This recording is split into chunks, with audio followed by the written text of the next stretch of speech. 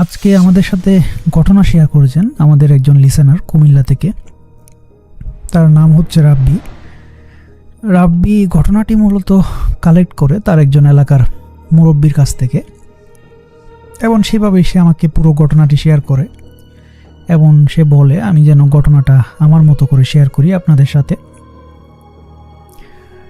ঘটনাটি ঘটে 2000 সালের দিকে এবং একজন হুজুরের সাথে ঘটা একটা ঘটনা।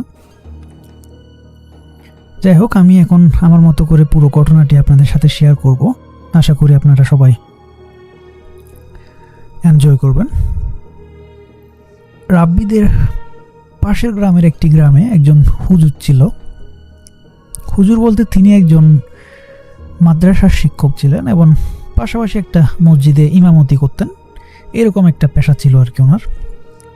তো এলাকার মধ্যে খুব গণ্যমান্য একজন ব্যক্তি ছিলেন এবং সবাই ওনাকে খুব সম্মান করতেন, কারণ এলাকার যেহেতু মাদ্রাসার শিক্ষক এবং মসজিদের ইমাম ছিলেন, সেহেতু সব কাজে মনে করেন গ্রামের মানুষজন ওনাকে ডাকতো এবং ভালো একটা সম্মান দিত, একটা রেসপেক্ট করত। এবং ওনার পরিবারের মধ্যে ছিল ওনার স্ত্রী এবং ওনার 2টা ছেলে ছিল এবং ছিল তার বয়স্ক মা। তো ছোটোখাটো একটা ফ্যামিলি ছিল হুজুরের। তো ওনার এলাকার মধ্যে যেহেতু উনি নাম করা ছিলেন, সেহেতু ওনাকে ওনার গ্রাম ছাড়াও আরও আশেপাশের কয়েকটা গ্রামের মানুষজন খুব ভালোভাবে চিনত এবং প্রায় সময় ওনাকে দাওয়াত দিয়ে যেত ওই বিভিন্ন মাহফিল এবং মাহফিলের মধ্যে ওয়াজ করার জন্য। তো তিনি যেহেতু বিভিন্ন জায়গায় গিয়ে ওয়াজ করতেন, সেহেতু রাত বিরাতে ওনাকে এই গ্রাম ওই গ্রাম যাওয়া আসা করা লাগতো। এবং তিনি যখন কোথাও ওয়াজ করতে যেতেন, তখন সাথে তিনি মাদ্রাসার কয়েকজন ছাত্র ওনার সাথে নিয়ে যেতেন এবং তাদের সাথেই ওয়াজ শেষ করে রাতের বেলা মাদ্রাসায় ফিরে আসতেন। এমনই একদিনের ঘটনা, ওনার মাদ্রাসার 2জন ছাত্র, তারা মূলত অন্য এলাকা থেকে এসেই সে মাদ্রাসার মধ্যে পড়তো, ওরকম 2জন ছাত্র ওনাকে একটা ওয়াজের দাওয়াত দেন। সেটা তাদের গ্রামে একটা বড় মাহফিল হবে, সেখানে ওয়াজ করার জন্য।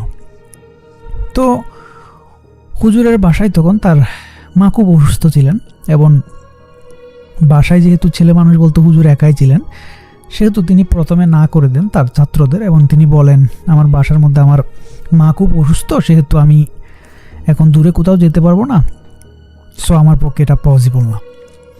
কিন্তু ওনার যে স্টুডেন্ট, 2জন স্টুডেন্ট, ওনারা খুব এক পর্যায়ে ওনাকে খুব জোরাজুরি করেন এবং রিকোয়েস্ট করেন যে তিনি যাতে একটু তাদের গ্রামে যায়, মাহফিলটাতে অ্যাটেন্ড করে, এরকম রিকোয়েস্ট করে। তো এক প্রকার বাধ্য হয়েই উনি রাজি হন সে গ্রামে গিয়ে মাহফিল করতে। এবং তিনি ওয়াজের দিন দুপুরবেলা ওনার সেই 2জন ছাত্র নিয়ে রেডি হন, রওনা দেন সেই গ্রামের উদ্দেশ্যে। বলে রাখা ভালো, গ্রামটি যে গ্রামটিতে উনি ওয়াজ করতে যাবেন, সেটা মোটামুটি ওনাদের গ্রাম থেকে দূরেই ছিল, 2-1 গ্রাম পরে বলা যায়। তো তারা চিন্তা করলেন তারা সেহেতু পায়ে হেঁটেই রওনা দিবেন এবং মাঝখানে একটা নদী পড়ে, ওইটা পার হয়ে তাদের আবার কিছু পথ হাঁটতে হবে। হাঁটার পর তারপর তারা ওই গ্রামটাতে পৌঁছাবেন। এরকম একটা সিদ্ধান্ত নেওয়ার পর তারা তাদের যাত্রা শুরু করে এবং এভাবে হেঁটে এবং নৌকা পথে তারা একসময় ওই গ্রামের মধ্যে পৌঁছান। গ্রামে গিয়ে উনি ওনার মতো করে মাহফিল অ্যাটেন্ড করেন এবং ওয়াজ করেন। তো মাহফিল যখন শেষ হয় তখন বলা যায় রাত 10টা মতো বেজে গেছে এবং তখন শীতকাল ছিল। তো বুঝতে পারতেছেন এরকম অজপাড়া গায়ে রাত 10টা গভীর রাত বলা যায়, ভালোই রাত। তো উনি কী করেন, সবাইকে বিদায় দিয়ে যখন চলে আসবেন, তখন তার সাথে যে 2জন ছাত্র এসেছিল তারা কিন্তু ওই গ্রামেরই ছিল।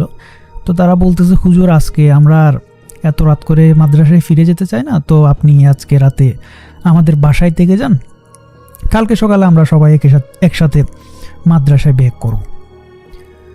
তো হুজুর 7-5 চিন্তা করতে থাকে উনি কি থাকবেন কি থাকবেন না। এবং একসময় ওনার মায়ের কথা মনে পড়ে যে বাসায় ওনার অসুস্থ মা, ওনাকে বাসায় একা ফেলে আসছেন। এবং সেটা চিন্তা করে উনি ওনার স্টুডেন্টদের বলে যে না, আমার যে কোনোভাবে বাসায় ব্যাক করতে হবে, কারণ আমার মা খুব অসুস্থ, সো তোমরা চাইলে আমার সাথে যেতে পারো, না হয় আমি একাই চলে যাব। তো ওই স্টুডেন্টরা আসলে বলে দেখেন হুজুর এখন অনেক রাত হয়ে গেছে, আর নৌকার ঘাটে গিয়ে হয়তো নৌকা পাওয়া যাবে না, সেহেতু বেটার হয় আপনি এখানে স্টে করেন আজকে রাতে, কালকে আমরা সবাই একসাথে যাব। কিন্তু হুজুর আসলে তাদের কথায় পাত্তা দেয় না এবং উনি সিদ্ধান্ত নেয় উনি একাই চলে যাবেন।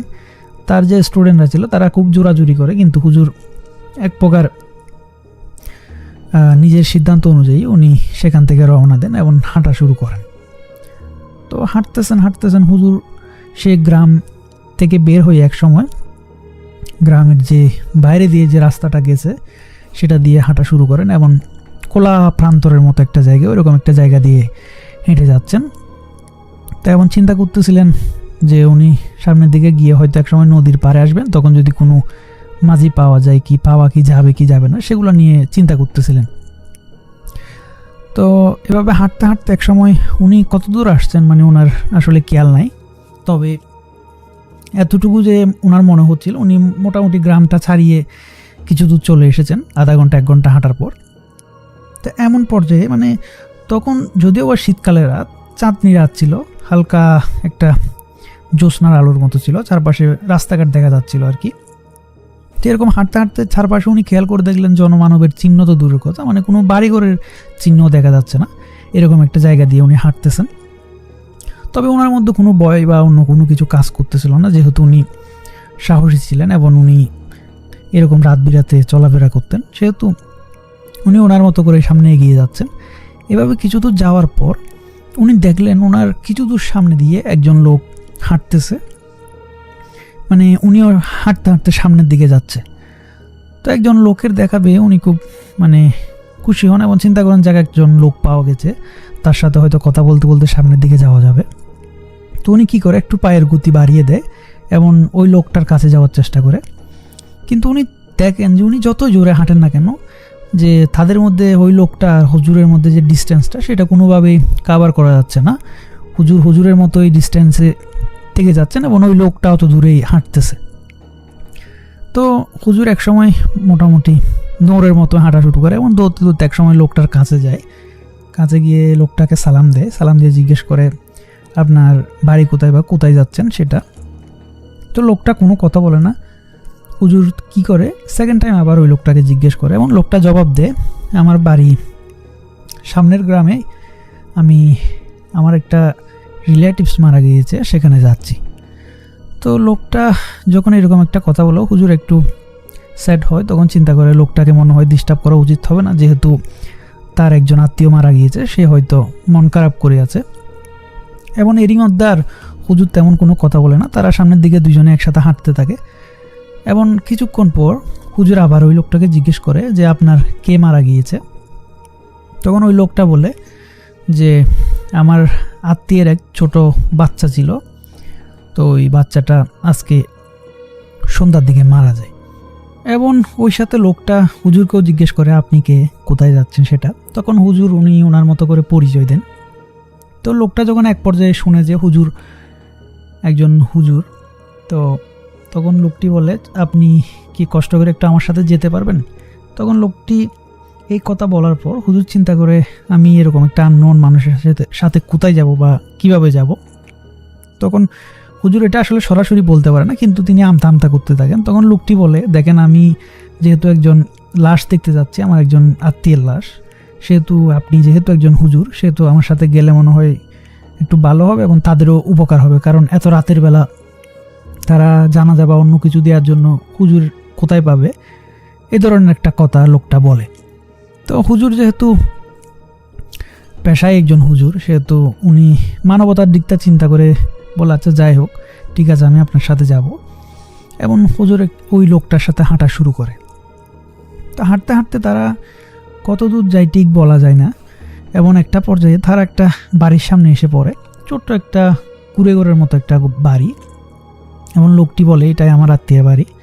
তো দেখে বাড়ির সামনে একটা পিদিমের মতো জ্বালিয়ে, মানে মাটির যে পিদিমগুলো ছিল ওইরকম একটা পিদিম জ্বালিয়ে এই উঠোনের মধ্যে একটা পাটির মধ্যে একটা লাশ শোয়ানো আছে এবং তার পাশে একজন লোক এবং একজন মহিলা বসে আছে।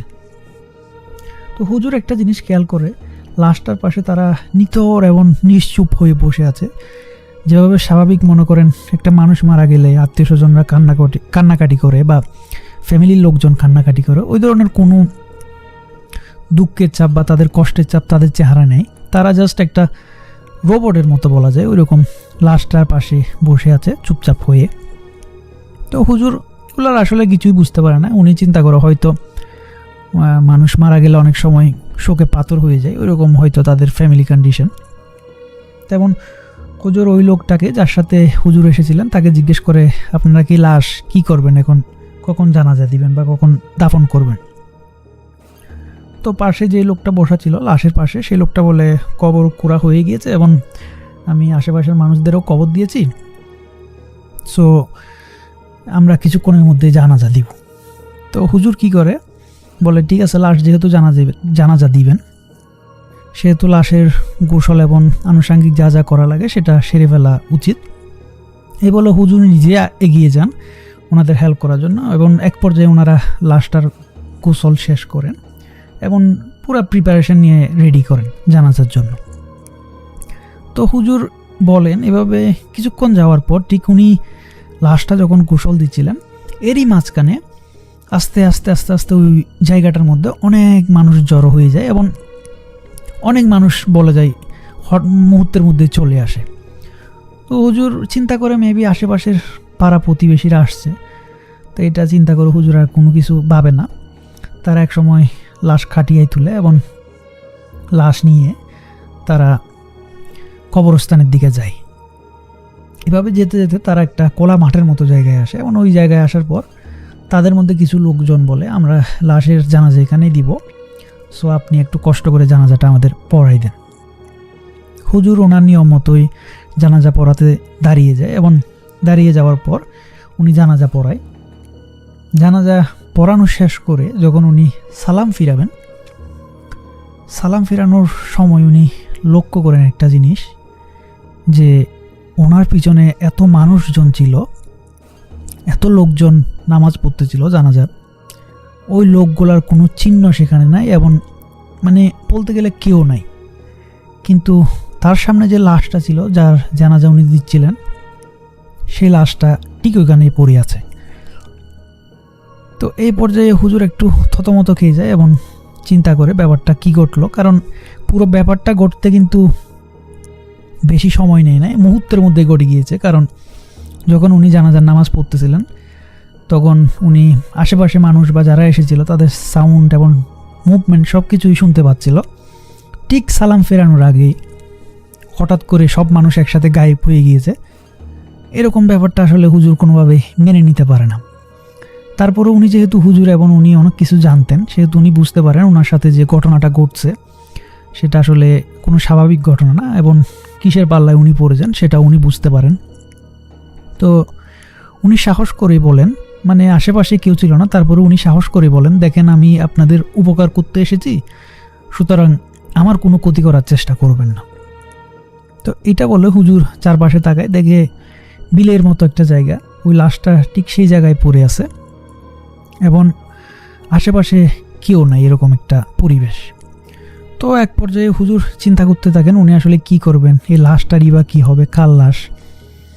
এবং এই ভেবে এক পর্যায়ে উনি সিদ্ধান্ত নেন যে যাই হোক, উনি তো ওনার কাজ শেষ করেছেন, ওনার জানাজা পড়ার কথা, তো উনি এটা শেষ যেহেতু করেছেন উনি বাড়ির দিকে চলে যাবেন বা রাস্তা খুঁজবেন। এটা চিন্তা করে উনি যখন হাঁটা শুরু করবেন, তো হঠাৎ এরকম সময় একটা উনি সাউন্ড শুনতে পায় এবং সাউন্ডটা আসতেছিল সেই লাশের কাটিয়া থেকে। তিনি শুনতে পান ওই লাশটি তাকে বলতেছে যে হুজুর আমার দাফনের ব্যবস্থা কি করবেন না। তো এটা শুনে হুজুর আসলে ওই রকম মানে বিষয়টা নেওয়ার মতো ওনার ক্যাপাসিটি ছিল না বা উনি কোনোভাবে প্রস্তুত ছিলেন না।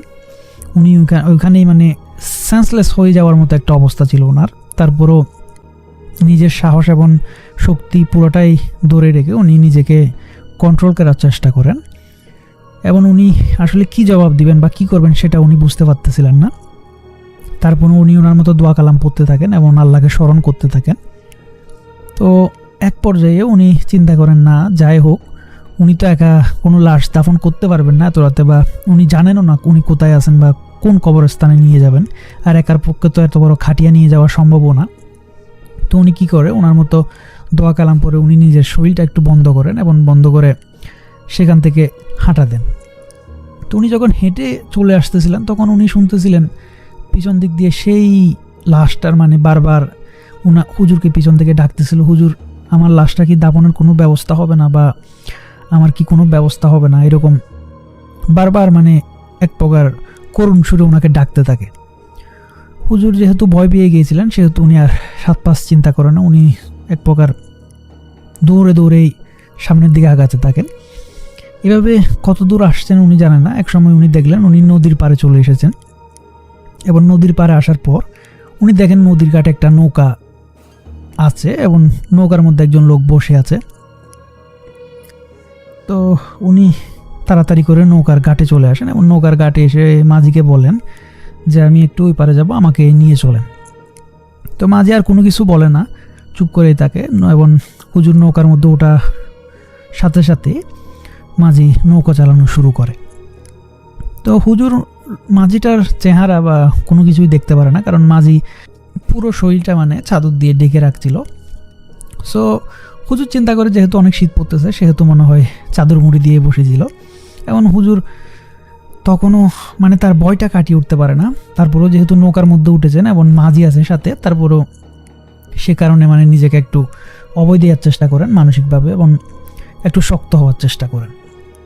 এভাবে নৌকা আস্তে আস্তে আস্তে আস্তে নদী পার হয়ে ওই ঘাটে আসে এবং ঘাটে আসার পর যখন উনি মাঝিকে টাকা দিতে যাবেন তখন ওই লোকটা বলে যে আপনার টাকা দেয়া লাগবে না, আপনি আজকে একটা ভালো কাজ করেছেন এবং সে সাথে আপনি আরও একটা ভুল করেছেন এবং খারাপ কাজ করেছেন, সেটার ফল কিন্তু আপনাকে পেতে হবে এবং এটা থেকে আপনি কোনোভাবেই রক্ষা পাবেন না। তো হুজুর এবার বুঝে যান উনি আসলে যেই বিপদটার মধ্যে পড়েছিলেন এবং যে প্রবলেমটার মধ্যে পড়ে গিয়েছিলেন সেটা এখনও উনি পার করতে পারেন নাই, ওটার মধ্যেই আছেন। হুজুর কি করে এবার মানে এক প্রকার বাকশক্তি হারিয়ে ফেলে উনি নৌকা থেকে নেমে হাঁটা শুরু করেন এবং খুব ভয় পেয়ে যান বলা যায়। এবার উনি আর ওনার সাহস যে ছিল, ওনার যে একটা ভিতরে একটা সাহস ছিল মানসিকভাবে, সেটা উনি হারিয়ে ফেলেন। উনি এবার আল্লাহ আল্লাহ করতে থাকেন এবং চিন্তা করতে থাকেন উনি যে কোনোভাবে বাসায় যাতে পৌঁছাতে পারেন, এরকম একটা চিন্তা নিয়ে উনি সামনের দিকে দৌড়াতে থাকেন। এভাবে উনি কতক্ষণ দৌড়ান উনি নিজেও জানেন না এবং একসময় উনি দূর থেকে আজানের একটা শব্দ ওনার কানে আসে এবং বুঝতে পারেন যে সকালের আজান হচ্ছে। এরই মাঝখানে যে এতটা সময় চলে গিয়েছে এবং সব কিছু পুরো রাতটাই চলে গিয়েছে এটা কিন্তু হুজুরের কোনো মাথার মধ্যে নাই। আজানের শব্দ শোনার পর উনি একটু আশ্বস্ত হন এবং চিন্তা করেন আশেপাশে হয়তো কোনো মসজিদ আছে এবং সে আজানের শব্দটা লক্ষ্য করে উনি সামনের দিকে হাঁটতে থাকেন, দৌড়াতে থাকেন এবং এক পর্যায়ে একটা মসজিদের সামনে এসে দাঁড়ান এবং দেখুন ওখানে কিছু মুসল্লি নামাজ পড়তে আসতেছে, মসজিদের সামনে দাঁড়ায় আছে। তো হুজুর তাদেরকে বলে দেখেন আমি একটা বিপদের মধ্যে পড়েছি, এরকম অন্য গ্রাম থেকে ওয়াজ করে মাহফিল করে আসার সময়, সো আপনারা একটু আমাকে হেল্প করেন যে আমার গ্রামটাতে কোন দিকে যাওয়া যায় সেটা একটু বলে দেন। তো ওই লোকজন এক প্রকার হুজুরকে চিনে ফেলেন পরিচয় দেওয়ার পর এবং বলে আপনি যেহেতু ওই গ্রামের লোক তাহলে আপনি তো আর বেশি দূরে নাই, আপনি এদিক দিয়ে হেঁটে গেলে আপনার গ্রাম আর কি। তো হুজুর ওনাদের সাথে কথা শেষ করে ওই মসজিদের মধ্যে সকালের নামাজটা পড়ে বাসার দিকে চলে আসেন এবং উনি যখন ওনার গ্রামে ঢুকতেছেন তখন দেখেন ওই গ্রামেরই লোকজন হুজুরের কাছে এসে হুজুরকে মানে সান্ত্বনা দিচ্ছে, সান্ত্বনা বলতে ওনাকে আদর করে দিচ্ছে, মাথায় হাত বুলিয়ে দিচ্ছে এবং দেখেন ওনাদের যে লোকজন ওনার সামনে এসে এরকম করতেছে ওনাদের চেহারার মধ্যে একটা হতাশা, এক ধরনের কি বলা যায় শোকের একটা ছায়া। তো উনি বুঝতে পারেন আসলে গ্রামের মধ্যে কি হয়েছে বা কেন লোকজন তার সাথে এরকম করতেছে এবং উনি এই চিন্তা করতে করতে এক সময় বাসার কাছাকাছি চলে আসেন এবং বাসার কাছাকাছি আসার পর উনি বাসার দূর থেকে দেখতে পান ওনার বাসার সামনে মানুষের জটলা এবং অনেক মানুষজন ভিড় করতেছে, এরকম একটা অবস্থা। তো এটা দেখে হুজুরের মনের মধ্যে একটা খটকা লাগে যে নিশ্চয় বাসার মধ্যে কোনো একটা অঘটন হয়েছে বা কোনো একটা সমস্যা হয়েছে। তো হুজুর দৌড়ে দৌড়ে বাসার সামনে চলে আসেন এবং বাসার সামনে আসার পর দেখেন অনেক মানুষজন কান্নাকাটি করতেছে, হুজুরের ফ্যামিলির মানুষজনও কান্নাকাটি করতেছে। তো উনি দৌড়ে গিয়ে এখানে দেখেন যে হুজুরের যে মা উনি আর বেঁচে নেই, উনি ইন্তেকাল করেছেন। তো হুজুর আসলে পুরো রাতের এরকম একটা ঘটনা এবং সব কিছু মিলিয়ে খুব মানে বলা যায় ভেঙে পড়েন এবং খুব আপসেট হয়ে যান। তারপরও উনি ওনার মতো সব কিছু শেষ করে মায়ের জানাজা শেষ করেন, মাকে কবরস্থ করেন। পরে যখন সব কিছু শেষ করে বাসায় আসেন তখন তার স্ত্রী বলেন যে ভোর রাতে হঠাৎ করে মা মোটামুটি মানে হুজুরের মা মোটামুটি ভালোই ছিল, ওষুধ খেয়ে সব কিছুকে ঘুমিয়েছিলেন এবং ভোর রাতে ঠিক নামাজের কিছুক্ষণ আগে, ঘন্টা খানেক আগে উনি ঘুম থেকে উঠিয়ে লাফ দিয়ে উঠে যান, মানে হঠাৎ ঘুম ভেঙে উঠে যান এবং উঠে তার বুকে ব্যথা এরকম একটা কথা বলতে বলতে মানে কিছুক্ষণের মধ্যেই মারা যান। তো হুজুর বুঝতে পারেন আসলে পুরো ঘটনাটা কী ঘটেছে এবং কিসের সাথে কিসের কি লিঙ্ক আছে সেটা উনি পুরোটাই বুঝতে পারেন এবং এটাও বুঝতে পারেন যে ওই যে লাশটা, সেটার কোনো ব্যবস্থা না করে উনি যখন চলে এসেছিলেন তখন লাশটা বারবার তাকে রিকোয়েস্ট করতেছিল তার কোনো একটা গতি করার জন্য, তার একটা দাফনের ব্যবস্থা করার জন্য, কিন্তু হুজুর সেটা তোয়াক্কা না করেই চলে আসেন এবং নদীর ঘাটে এসে যখন নদী পার হয়ে মাঝির থেকে কথাটা শুনেন সে যে কাজটা করেছে তারপর তাকে পেতে হবে। তো সব মিলিয়ে হুজুর দুয়ে দুয়ে চার মিলান এবং বুঝতে পারেন যে তার একটা ভুলের জন্য তার জীবনের কত বড় ক্ষতিটা হয়ে গিয়েছে, তার মাকে হারাতে হয়েছে এবং হুজুর পুরো ব্যাপারটা আসলে বুঝতে পারেন, কিন্তু আসলে বুঝতে পারলেও তখন আর কোনো কিছু করার ছিল না, বা তখন ওইটা অলরেডি টু লেট, এরকম একটা অবস্থা। তো হুজুর পুরো ঘটনাটা সবাইকে একসময় শেয়ার করেন এবং সবাই হুজুরকে বলেন যে আপনি হয়তো লাশটার কোনো ব্যবস্থা করেন নাই বা ব্যবস্থা করার চেষ্টা করেন নাই, সেজন্য হয়তো জিনরা রেগে গিয়ে তার উপরে এই প্রতিশোধটা নিয়েছে এবং তার এরকম একটা লস্ট হয়েছে। এই ছিল আসলে ঘটনা লিসেনার, আমি জানি না আপনাদের কেমন লাগলো।